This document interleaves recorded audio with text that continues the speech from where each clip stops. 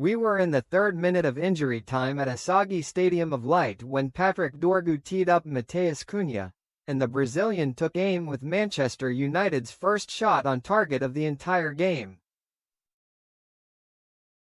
Robin Roufs blocked, and that was that. Anyone who left here early would have missed it, and, frankly, you couldn't have blamed them.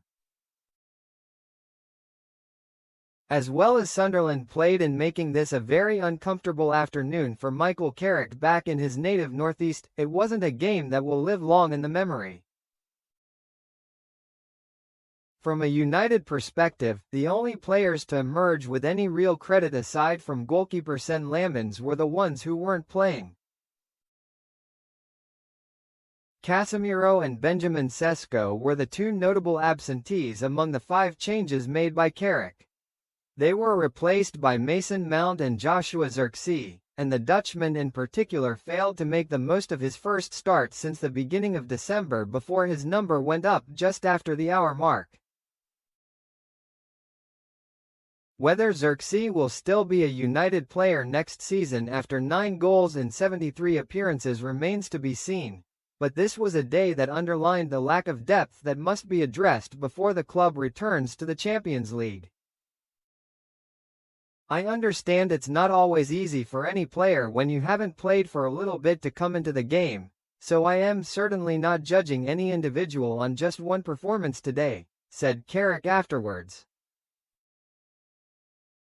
Zirkzee was by no means alone. Amad Diallo, making his first appearance at the Stadium of Light since he started here on loan in the 2022-23 season, again looked short of confidence and was the other United player to be replaced.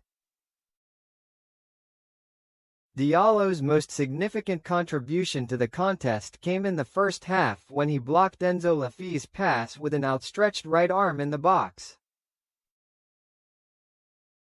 Referee Stuart Atwell, who had prompted an official complaint from United by refusing to award them a second penalty at Bournemouth last month for a challenge on Amad, gave him the benefit of the doubt on this occasion, much to Sunderland's frustration. Very little went their way, not least in the 71st minute when Brian Brobby finally beat Lammens and the ball came back off the goalkeeper's right-hand post.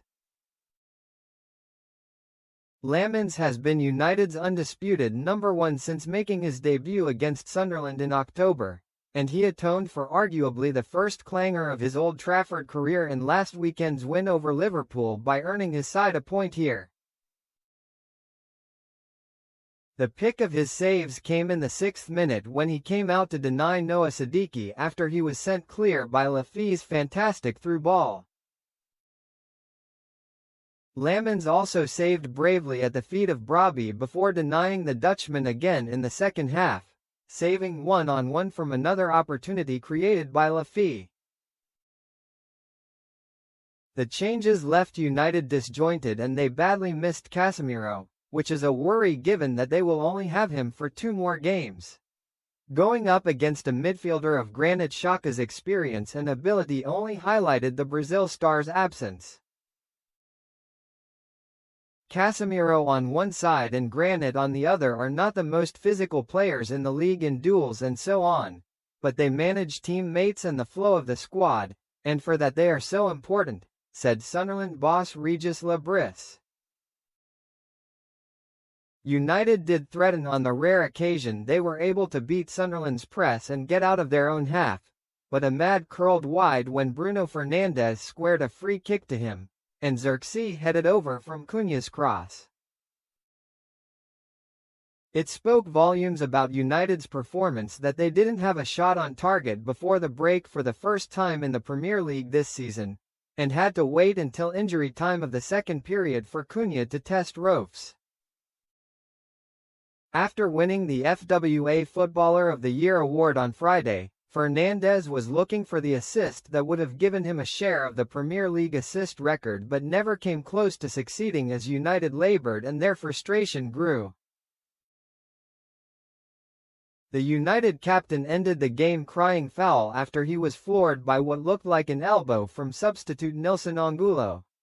VAR referee Peter Banks had a good look at it while Atwell waited for word from his colleague, but no action was taken.